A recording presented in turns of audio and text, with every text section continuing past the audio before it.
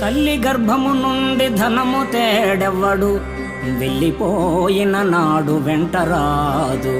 లక్షాధికారైన లవణ అన్నమెగాని, మెరుగు బంగారము మృంగబోడు.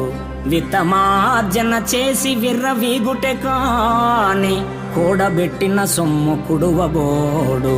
పొందుగా మరుగైన భూమి లోపల పెట్టి, దాన ధర్మము లేక దాచి దాచి, తుదకు దొంగలకిత్తురో దొరల కవును. తేనె జుంటి గలియవా తెరువరులకు, భూషణ వికాస శ్రీధర్మపుర నివాస. దుష్ట సంహార నరసింహ దురిత దూర.